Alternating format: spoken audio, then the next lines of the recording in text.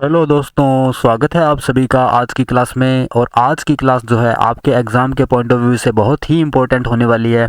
इस क्लास में मैंने एसएससी जीडी और रेलवे ग्रुप डी की परीक्षा को ध्यान में रखते हुए रीजनिंग के एग्ज़ाम ओरिएंटेड क्वेश्चनों को इसमें डाला गया है। तो कुछ क्वेश्चन इस क्लास में अच्छे लेवल के हैं, इसलिए आप लोग वीडियो को अंत तक ज़रूर देखिएगा और आप सभी क्वेश्चनों को खुद से भी ट्राई कीजिएगा और लास्ट में आपका क्या स्कोर रहा मुझे कमेंट बॉक्स में ज़रूर बताइएगा। और आप बताइएगा कि ये जो क्वेश्चन मैंने डाले हैं क्या आप लोग ऐसे क्वेश्चनों कर पा रहे हो आसानी से। ठीक है, कमेंट में ये वाली बात जरूर बताइए। चलो बिना किसी देरी के हम स्टार्ट करते हैं आज की क्लास। और आज की क्लास में जो पहला क्वेश्चन आपके लिए है वो ये वाला है। यहाँ सिटिंग अरेंजमेंट का क्वेश्चन पूछा गया है। LMNOP Q और R एक वृत्ताकार मेज के चारों ओर मेज के केंद्र की ओर मुंह करके बैठे हैं, परंतु आवश्यक नहीं इसी क्रम में, यानी जरूरी नहीं कि इसी क्रम में बैठे हों। तो ये 7 व्यक्ति दे रखे हैं आपको और ये सातों के सातों व्यक्ति बैठे किस तरीके से है, एक वर्ताकार मेज के अंदर 1 2 3 4 5 6 और 7। पहले लाइन में कहा गया ओ एम के ठीक बाईं ओर बैठा है। अच्छा, पहला व्यक्ति हमेशा यहाँ नीचे की तरफ बिठाओगे। इसने कहा एम के ठीक बाईं ओर कौन बैठा है, ओ। तो एम के ठीक बाईं ओर मैंने किसको बिठाया, ओ को बिठाया। और क्यू के ठीक दाईं ओर बैठा है। अब यहाँ और दे रखा है, और का मतलब होता है पहले वाला व्यक्ति। इन दोनों में पहले वाला व्यक्ति कौन है, ओ। तो ओ जो है वो क्यू के ठीक दाईं ओर बैठा है। अगले लाइन में कहता है जी एल क्यू के ठीक बाईं ओर बैठा है। अच्छा, क्यू ये बैठा और क्यू के ठीक बाएं कौन बैठेगा, एल, यानी एल यहाँ पर बैठेगा। और पी के ठीक दाईं ओर, यहाँ भी और का मतलब क्या है, पहले वाला व्यक्ति कौन है, एल। तो एल किसके ठीक दाईं ओर बैठा है, पी के ठीक दाईं ओर। यहाँ मैं पी को बिठाता हूँ तो पी का ठीक दायां कौन सा होगा, ये वाला। और यहाँ कौन बैठा है, एल। अगले लाइन में कहता है आर एम के ठीक दाईं ओर बैठा है। एम ये बैठा, तो एम के ठीक दाएं इस साइड कौन बैठा है, आर, क्योंकि सभी का मुंह कहाँ पर है, केंद्र की ओर। तो एम का ठीक दायां इस साइड में हो जाएगा। अब एक व्यक्ति रह गया जी, कौन सा रह गया, LMNOPQR, LMN रह गया। एन को मैंने यहाँ बिठा दिया। पूछा है एन के ठीक दाईं ओर कौन बैठा है, तो एन के ठीक दाईं ओर कौन बैठा है, पी, यानी ऑप्शन नंबर डी हमारा क्या होगा, राइट आंसर। बढ़ते हैं अगले क्वेश्चन की तरफ। अगले क्वेश्चन में कहा गया एक निश्चित कूट भाषा के अनुसार CBGD HGLI से संबंधित है, यानी CBGD को HGLI लिखा जाता है तथा उसी प्रकार UFLO को ZKQT लिखा जाता है। तो बताना है जी दी गई कूट भाषा में VJRM को क्या लिखा जाएगा। ठीक है, तो सबसे सिंपल काम होता है इनकी नंबरिंग कर लो। सी का नंबर 3, बी का number 2, 7, 4, U 21, F 6, L 12, O 15, V 22, 10, 18, 13। हाँ जी, यहाँ पर देखो एच का नंबर 8, 7, 12, 9, 26, 11, 17 और 20। अब ये देखो 3 से 8 कैसे बना, अगर मैं 3 में प्लस करता हूँ 5 तो कितना आता है, 8। यहाँ भी 21 में 5 प्लस कर रहा हूँ तो कितने बने, 26। तो यहाँ पहला अक्षर क्या है, 22। 22 में आप 5 जोड़ो कितना आता है, 27। 27 पे क्या आता है, अच्छा जेड आता है जी लास्ट में और नंबर होता है 26। 26 के बाद में आता है 27 और 27 पे आता है ए, यानी यहाँ क्या आएगा, ए। अब दूसरा लेटर देखते हैं। 2 में कितने प्लस करूं 7 पे जाने के लिए, तो प्लस किए 5। यहाँ 6 में कितने प्लस करूं 11 में जाने के लिए, तो यहाँ भी कितने प्लस किए 5। तो फिर आप 10 में 5 जोड़ दो, 10 प्लस 5 कितना होता है 15। और 15 पे क्या आता है, 15 पे आता है ओ। उसके बाद में जी का नंबर था 7, एल का नंबर था 12, यानी यहाँ भी कितने प्लस किए हैं 5। तो यहाँ 12 और 17 में कितने प्लस किए थे 5। तो 18 और 5 कितना होता है 23। 23 पे क्या आता है, 23 पे आता है डब्ल्यू। उसके बाद में 4 में आप 5 जोड़ते हो तो कितना बनता है 9। 15 में 5 जोड़ते हो तो 20। वही 13 में आप 5 जोड़ोगे तो कितना बनेगा, 13 और 5 18। 18 पे आता है आर, यानी AOWR हमारा क्या होगा, right answer, option number D, AOWR। बढ़ते हैं अगले क्वेश्चन की तरफ। अगला क्वेश्चन दिया गया अंग्रेजी वर्णमाला क्रम के आधार पर निम्नलिखित 4 अक्षर समूहों में से 3 समान है और इस प्रकार एक समूह बनाते हैं। वह कौन सा अक्षर समूह है जो उस समूह से संबंधित नहीं है, यानी कि 3 तो सेम होंगे और एक क्या होगा, अलग, यानी उन सब से डिफरेंट होगा। आपको बताना है जी कौन सा अलग है। तो यहाँ दे रखा है KMH। हाँ जी, KMH। अब ये KMH में लॉजिक क्या लग रहा है वो देखते हैं। K का नंबर 11, M का नंबर 13, H का नंबर 8। 11 प्लस 2 कितना होता है 13, और 13 माइनस 5 कितना होता है 8। तो पहले ऑप्शन में तो ये लॉजिक लगा है, दूसरे ऑप्शन में क्या लॉजिक लगा है, जी डी एच, जी का नंबर 7, डी का नंबर 4, एच का नंबर 8। कितने माइनस कर रहे हो 3, और कितने प्लस कर रहे हो 4। ऑप्शन नंबर सी को ट्राई करते हैं। सी में है जी क्यू एस एन, 17, 19, 14। 17 में प्लस किए 2 और 19 में से माइनस किए 5। तो ये और ये लॉजिक अभी तक सेम है, ये अलग है। एक लास्ट ऑप्शन और ट्राई कर लेते हैं, डी। उसमें क्या दे रखा है, एच जे ई। हाँ जी, एच का नंबर 8, जे का नंबर 10 और ई का नंबर 5, यानी -8 + 2 10 और -5, यानी 3 लॉजिक सेम मिले हैं। कौन से, एक तो ये और ये तीनों लॉजिक क्या है, तीनों में लॉजिक सेम लगाए गए हैं और इसमें लॉजिक अलग अलग है, यानी जी डी एच आपका क्या होगा राइट आंसर। अगला क्वेश्चन अंग्रेजी वर्णमाला क्रम के आधार पर दी गई श्रृंखला में प्रश्न चिन्ह के स्थान पर क्या आएगा वो हमें बताना है। तो इसको यहाँ लिख लेते हैं, B D F H J L और एन पी आर, और क्वेश्चन मार्क के स्थान पर आपको बताना है क्या आएगा। फिर देखा है जेड, बी और डी। सबसे सिंपल काम इनकी नंबरिंग, बी का नंबर 2, डी का नंबर 4, 6, 8, 10, 12, 14, 16, 18। लॉजिक तो समझ में आ ही गया होगा सबको, 2, 4, 6, 8, 10, 12, 14, 16, 18। तो फिर 20, 22, 24। 20 पे आता है टी, 22 पे आता है वी और 24 पे आता है एक्स। 24 के बाद में 26 पे आता है जेड, और 26 और 2 28 बोल दो, चाहे उसको 2 बोल दो, यानी बी। फिर 4 पे आता है डी। तो यहाँ पे जो लॉजिक लगा है वो बिल्कुल सिंपल सा लॉजिक लगा है। तो यानी आंसर क्या आएगा, टी वी एक्स, जो कि हमारे क्वेश्चन का राइट आंसर होगा T V X, option number C. बढ़ते हैं अगले क्वेश्चन की तरफ। अगला क्वेश्चन दिया गया है, दी गई श्रृंखला में प्रश्नवाचक चिन्ह के स्थान पर क्या आना चाहिए। यानी आपको एक सीरीज दे रखी है और पूछा है जी क्वेश्चन मार्क के स्थान पर क्या आएगा। सीरीज में लिखा गया है 781, 891, 781, 791, 800, 808 और 815। क्वेश्चन मार्क, ये नंबर बिल्कुल आसपास के नंबर हैं, तो आप क्या करोगे, इनका गैप चेक कर लोगे। जैसे 800 में प्लस किए 8, यहाँ कितने प्लस किए 9, और यहाँ कितने प्लस कर रहे हो 81 से 91 में जाने में 10, 9, 8, 7 प्लस करोगे फिर यहाँ, और यहाँ कितने प्लस करोगे 6।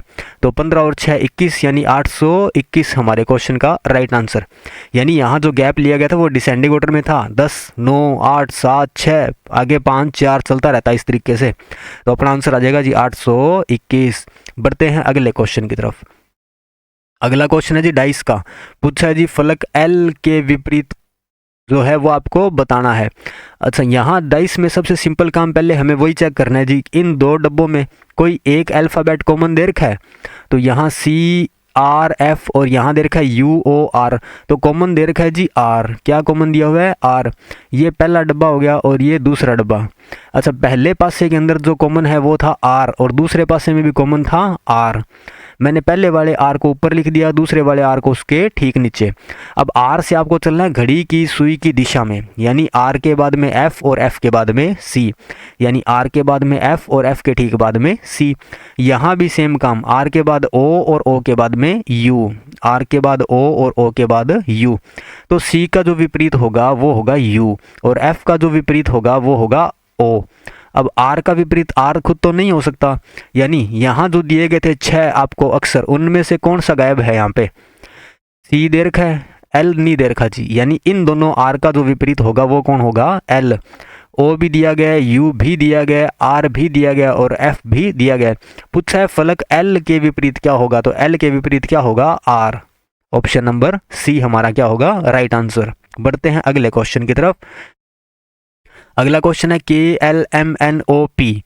एक वृत्ताकार मेज के चारों ओर केंद्र की ओर मुंह करके बैठे हैं। कितने व्यक्ति है, 6 व्यक्ति है ना।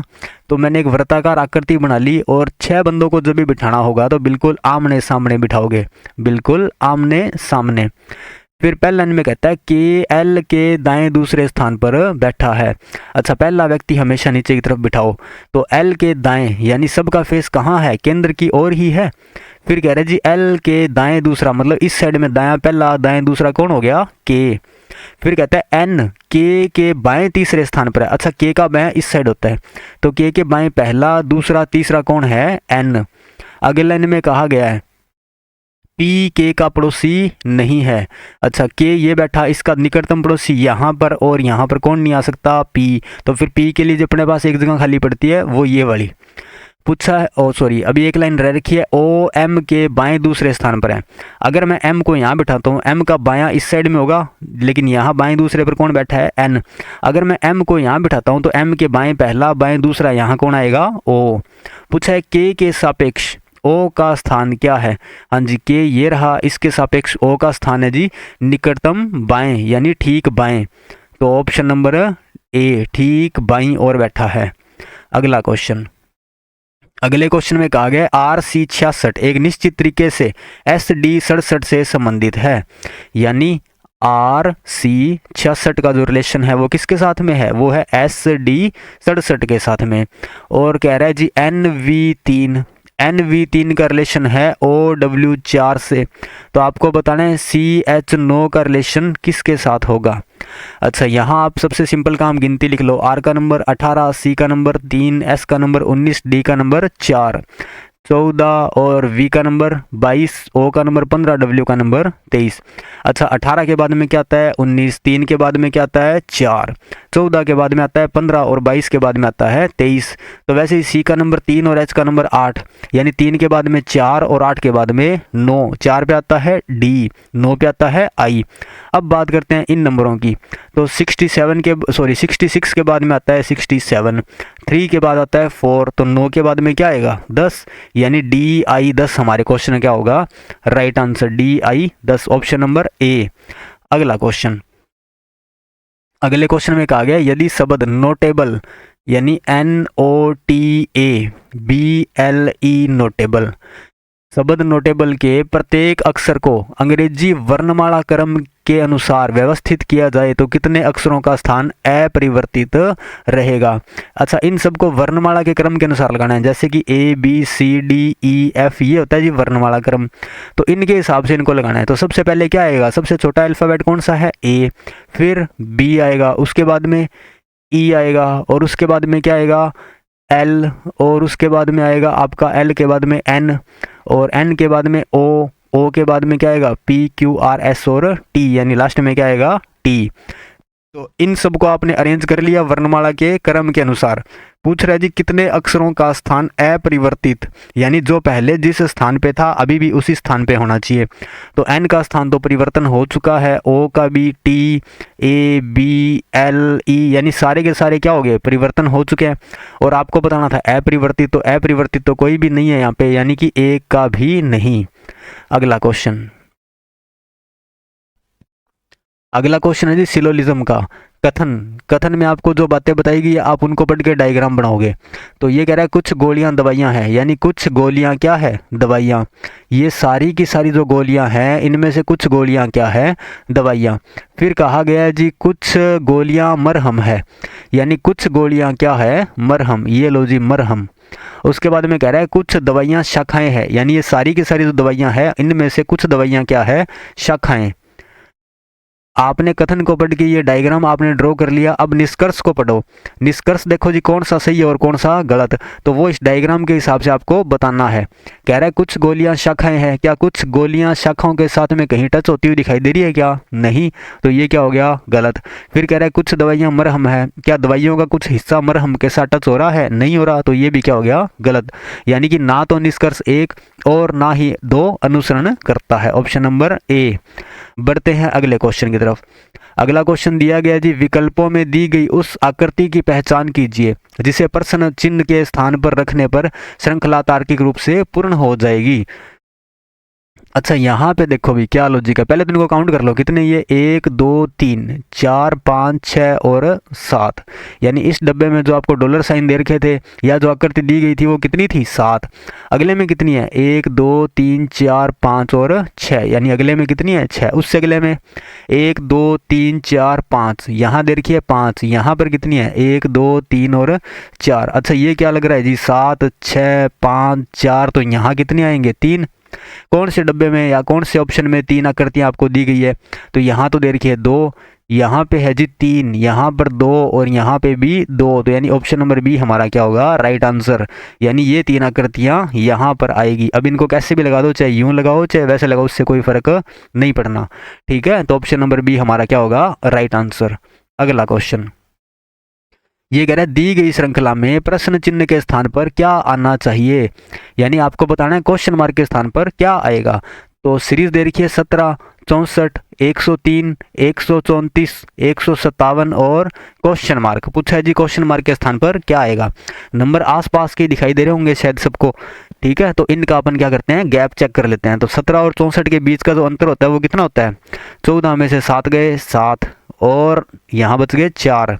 हाँ जी 64 में कितने प्लस करूँ, 64 में प्लस करेंगे जी 30 प्लस 9 39 प्लस किए, और यहाँ कितने प्लस किए आपने, 4 में से 3 गया 1 31 प्लस किए, और यहाँ कितने प्लस कर रहे हो, 7 में से 4 गया 3, 5 में से 3 गया 2 23 प्लस किए।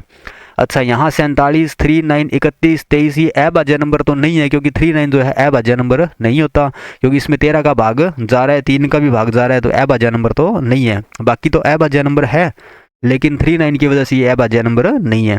तो एक बार इनके बीच का भी गैप चेक कर लो कितना है जी, 47 और 39 का अंतर कितना हो गया 7 और 1 8 का अंतर हो गया।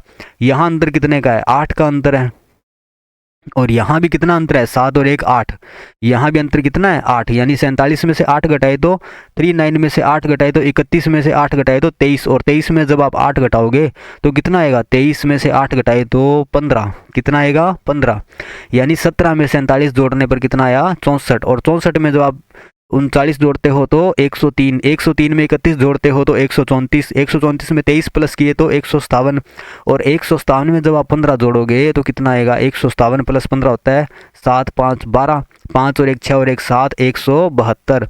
यानी हमारे क्वेश्चन का राइट आंसर क्या होगा, ऑप्शन नंबर बी 172।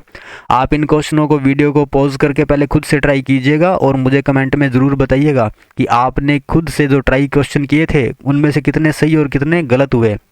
बढ़ते हैं अगले क्वेश्चन की तरफ।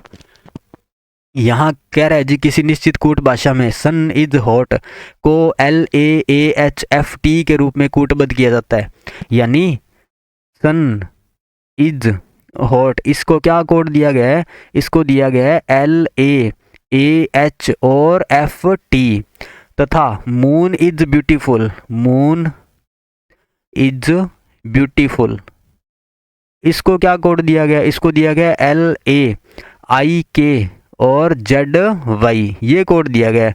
और पूछा है दी गई कूट भाषा में इज को किस प्रकार कूटबद्ध किया गया है। अच्छा यहाँ आप देखो भी पहले और दूसरे में कोई अल्फ़ाबेट कोई वर्ड कॉमन दिखाई दे रहा है, sun is hot moon is beautiful, इनमें कॉमन क्या है, इज कॉमन है। जब यहाँ एक वर्ड कॉमन है तो वहाँ एक कोड भी कॉमन होगा, और वो कोड है LALA, जो कि दोनों में ही कॉमन दिखाई दे रहा है। और आपसे पूछा भी क्या गया है, इज का कोड बताओ, तो इज का कोड क्या हो जाएगा LA। अगर हमसे मून का पूछता तो या तो IK या ZY, यहाँ क्या होता या IK या फिर ZY होता। समझ गए ये वाली बात। चलो बढ़ते हैं अगले क्वेश्चन की तरफ। अगला क्वेश्चन दिया गया है किसी निश्चित कूट भाषा में स्टे STAY को 3 8 4 5 लिखा जाता है, यानी STAY इसको क्या लिखा गया है 3 8 4 5, और लेज LAYS लेज इसको लिखा गया है 3 5 7 8, 3 5 7 8। और पूछा है जी दी गई भाषा में टी को किस प्रकार लिखा जाएगा। तो यहाँ पे क्या लॉजिक लग रहा है, यहाँ लॉजिक लग रहा है जी STAY, क्या ये अक्सर यहाँ भी दे रखे हैं SAYL दे रखा है ना, S तो दे रखा है कॉमन है दोनों में, T नहीं है जी, A कॉमन है दोनों में और Y भी कॉमन है इन दोनों में। तो अब 3 वर्ड कॉमन 3 अक्षर कॉमन दे रखे हैं, तो इसका मतलब 3 संख्याएं भी कॉमन होगी, एक तो 3 और एक 8 भी कॉमन है, और 4 तो नहीं है 5 दे रखा है ना। तो SAY यहाँ भी कॉमन 3 8 5 और 3 8 5 यहाँ भी कॉमन। कौन सा कॉमन नहीं है, जैसे T कॉमन नहीं है, और T का कोड फिर क्या हो गया 4। यहाँ L जो है उसका कोड हो गया 7, लेकिन आपसे पूछा है T का, तो T का कोड क्या होगा 4, यानी कि ऑप्शन नंबर C हमारा क्या होगा राइट आंसर। बढ़ते हैं अगले क्वेश्चन की तरफ। अगला क्वेश्चन दिया गया जी, उस वेन आरेख का चयन कीजिए जो निम्नलिखित वर्गों के बीच संबंध को सर्वोत्तम रूप से दर्शाता है, यानी बिल्ली, पेंट और बर्फ। अच्छा, बिल्ली, पेंट और बर्फ का डायग्राम आपको देखना है। ये सारी की सारी मैंने मान लिया जी बिल्लियां हैं। अच्छा, इन बिल्लियों में से कुछ बिल्लियां पेंट होती है क्या, या कुछ बिल्लियां बर्फ होती है? ऐसा तो कभी देखा नहीं जी, कुछ बिल्लियां बर्फ होती है। तो ये डायग्राम क्या हो गया, गलत। मान लो जी मैंने बिल्ली अलग कर दी, ये सारी की सारी क्या है, बिल्लियां। ये मैंने मान लिया सारी की सारी क्या है, बर्फ। उनमें से कुछ बर्फ क्या है, पेंट। तो आज तक कुछ बर्फ पेंट आपने देखा है? नहीं। पेंट मतलब जो कलर अपन करते हैं वो वाला। अच्छा, बिल्ली, ये बिल्ली लिख दो आप, ये पेंट और ये बर्फ, क्योंकि बिल्ली भी अलग चीज़ होती है, पेंट अलग होता है और बर्फ अलग, तीनों ही अलग अलग है, उनके बीच में कोई रिलेशन नहीं है जी। तो यानी ऑप्शन नंबर सी हमारे क्वेश्चन में क्या होगा, राइट आंसर। और ये तो बिल्कुल भी नहीं होगा भी, सारी की सारी बर्फ पेंट हो सकती है, या फिर सारी की सारी पेंट बर्फ हो सकती है, या सारी बिल्लियाँ पेंट हो सकती है, या सारी बिल्लियाँ बर्फ हो सकती है। तो ऐसा कुछ भी नहीं है, यानी ऑप्शन नंबर सी हमारा क्या होगा, राइट आंसर। बढ़ते हैं अगले क्वेश्चन की तरफ।